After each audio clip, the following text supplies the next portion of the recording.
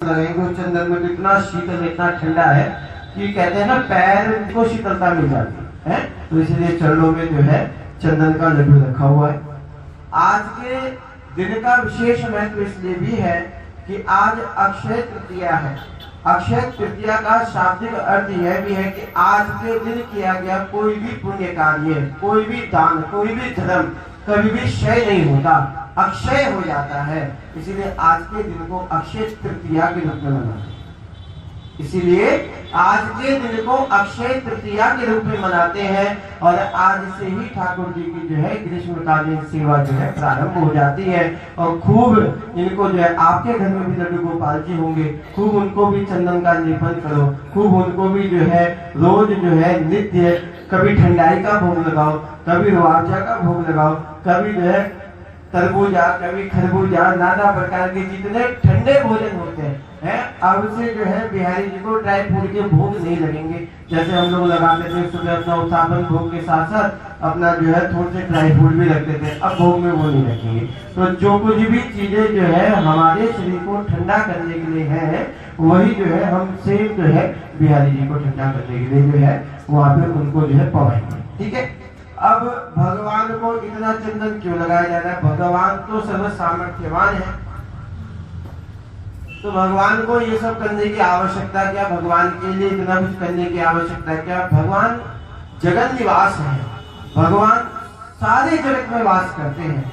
कहा अगर इनको की सेवा अच्छे से होगी, इनके विग्रहों की सेवा पूजा अच्छे से होगी तो महाराज इस पूरे संसार में भी जो कह लो कि ग्रीष्मकालीन जो एक समय होता है बड़ा हाहाकार मचता है तो भगवान की सेवा अगर अच्छे से होगी तो ये जगत निवास है, तो हर चीज में वास करते हैं। प्रकृति में भी इनका वास है, पेड़ पौधों में भी इनका वास है, समस्त देवताओं के अंदर भी इनका वास है और आप लोगों के अंदर भी इन्हीं का वास है। तो ये तो जगत निवास है।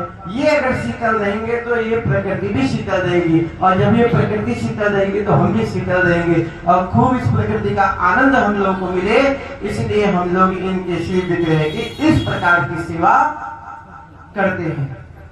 तो आज का यह पावन दिवस आप सभी लोगों के इस पावन दिवस की बहुत बहुत शुभकामनाएं, बहुत बहुत मंगल कामनाएं। कुछ चीजें हमें भी पता नहीं होती महाराज, कुछ चीजें हमें भी पता नहीं होती, परंतु जो है बहुत सारे सहयोगी, बहुत सारे लोग आकर के हमें जो चीज बोलते हैं हम लोग सहज उसको स्वीकार करते हैं। क्योंकि मनुष्य की शिक्षा का ऐसा हाल है कि ये आजीवन चलने वाली प्रक्रिया है। कभी भी मनुष्य जो है अपने आप को ज्ञानी न समझे, कभी भी कोई भी मनुष्य अपने आप को ज्ञानी न समझे है। जहाँ से जो कुछ भी प्राप्त होता है उसको सहर्ष स्वीकार करना चाहिए। तो इसी प्रकार की सुंदर कथा श्री बांके बिहारी जी की आज किसी सेवक ने मुझे बताई कि भैया बिहारी जी के चरणों के दर्शन का बहुत बड़ा महत्व है। हमने कहा अच्छा बताओ क्या महत्व है? तो उन्होंने जो कथा मुझे सुनाई वो मैं आपको सुना देता हूँ। ठीक है। तो कहा कि एक जो है ब्रजवासी थे, बहुत बड़े भक्त थे श्री बद्रीनाथ जी के। वह जो है हमेशा कपाट खुलने से पहले 1 महीने पूर्व अपनी यात्रा को प्रारंभ करते थे, पैदल चलते थे, ताकि बद्रीनाथ में जाकर के बद्रीनाथ जी के दर्शन किया करते थे। अवस्था हर किसी की एक जैसी नहीं रहती, एक जैसा जो है शरीर में बल भी नहीं रहता। तो महाराज समय जैसे जैसे बीतता गया अवस्था भी ढलती गई। आज उनकी अवस्था बड़ी जीर्ण हो चुकी है, बाहों में बल नहीं रहा और इतना दूर का सफर जो है अकेले कर पाना जो है संभव नहीं रहा।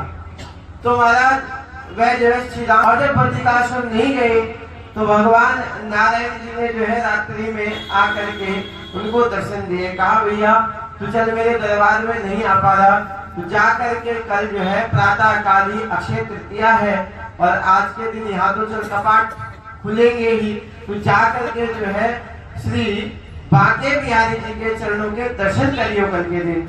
और कल जो कोई मनुष्य कहा अगर तू कल जाकर के श्री बांके बिहारी के चरणों के दर्शन करेगा तो तेरे को जो है वही फल प्राप्त होगा जो तू यहाँ से वहां आता था, मेरे धाम आता था, और जो फल तुझे उस पुण्य का प्राप्त होता था वही फल तुझे अक्षय तृतीया के दिन श्री बांके बिहारी जी के चरणों के दर्शन करने से वो लाभ, वो फल तुझे प्राप्त होगा।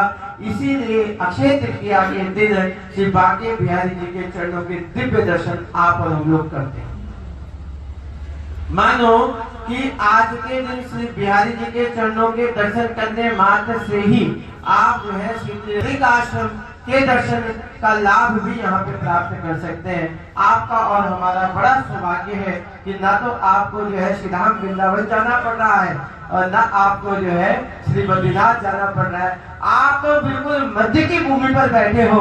आप जितना यहाँ से बद्रीनाथ को चलोगे उतना ही है हमारा, और जितना यहाँ से वृंदावन को चलोगे उतना ही है हमारा। बिल्कुल बिल्कुल कह लो कि मध्य की भूमि है। इसीलिए इसको हरि का द्वार भी कहा। क्या कहा इसको? हरि का द्वार भी कहा। मध्य की भूमि है ये संपूर्ण भारत की मध्य की भूमि है।